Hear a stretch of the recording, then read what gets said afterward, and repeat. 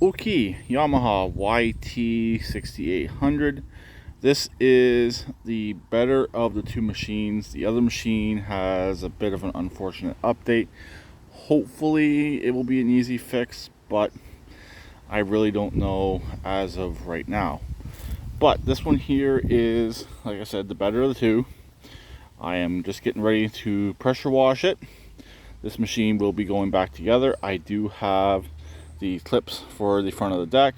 I just need to either get some more cotter pins, or I'd like to get the key ring style cotter pins to hold the deck on. They are much better. They're traditionally used on Kubotas, but using them on a Yamaha will be perfectly fine as well. So the overall plan is just to wash it off, use this one as a guinea pig, figure out how the top cover comes off. It seems fairly easy. There's a bolt here, one in the back, and to be honest, I think that's all it is to take that off. To pull it off, I think the fan cover needs to come off as well. It kind of looks like it. Well, I'll figure that one out as time goes on. Get it stripped down, make sure there's no mouse nests in here, clean everything out in the engine, underneath in the engine. Just do an investigation and see what I'll have to do on the other one, which I'll show in a separate video. But this one here will start and run. I think the fuel pump could be a little bit weak.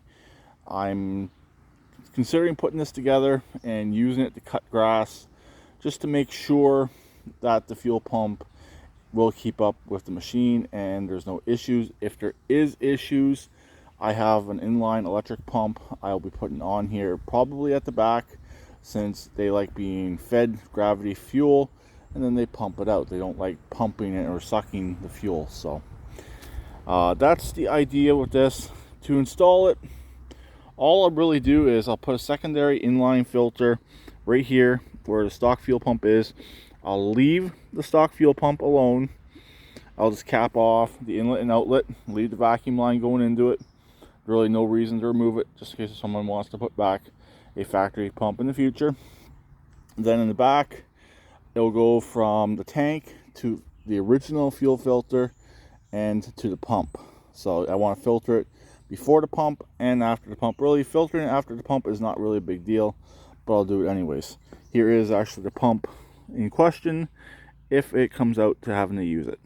So that's actually just a low pressure fuel pump available on Amazon. And I already had it on this machine whenever I was having fuel issues, and it did seem to run the machine better, but I just want to wait and see if I have to do that or not. So like I said, if I don't have to put an electric pump in here, I'm not going to put an electric pump in here. It's just a little bit more work that I don't really want to do on this machine, and it's a little bit more work that doesn't have to be done on this machine. So if it doesn't have to be done, it's not being done. But that electric pump is probably a cheaper and better alternative than an original, which is not available. You cannot get these metal ones relatively easy or cheap.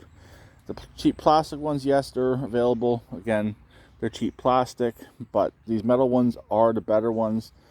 I don't think rebuild kits are available for them anymore, but you used to be able to get them.